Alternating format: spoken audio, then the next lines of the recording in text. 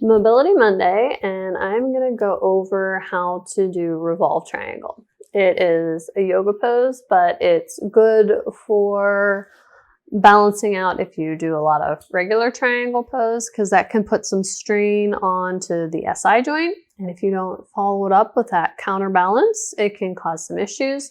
And it's also good, not in a yoga practice, but just for general attention to your glute med, min, IT band, glute max. The alignment is very important with this pose, because if your hips are just a little bit off and you're kind of cheating it, and you're not going to feel it in the right spot. So I'm going to show you with a chair, with a yoga block, and then without either. So the most modified would be with a chair, and you're going to have your feet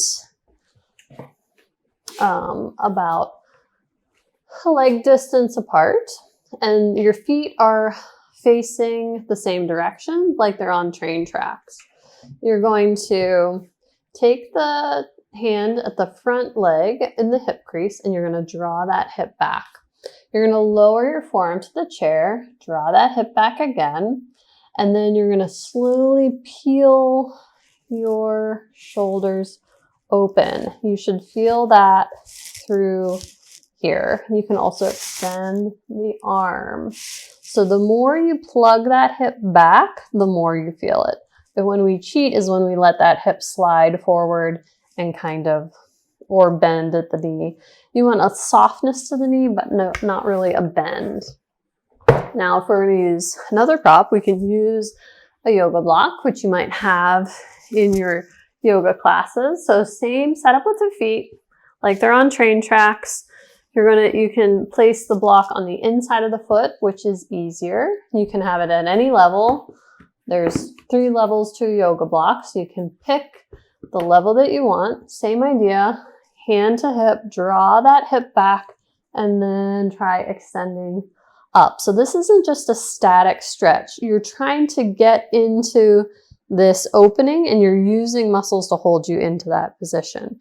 Static stretching and just holding totally passively isn't as helpful as a more active approach. And I want you to think of reaching through the crown of the head like you're a pig on a spit, so that you're not rounding the spine over the leg. Now, if you were to take the block to the other side, it's a little more intense. And then if you were to do the full expression of the pose, same setup with the feet, hinging at the hips, place the hand on the opposite side of the foot. And we have this tendency to round over that leg. So I want you to think, bring that hip back, reach through the crown of the head, thinking nice and long. And then you're going to extend the arm up, and you can take the gaze up to the hand.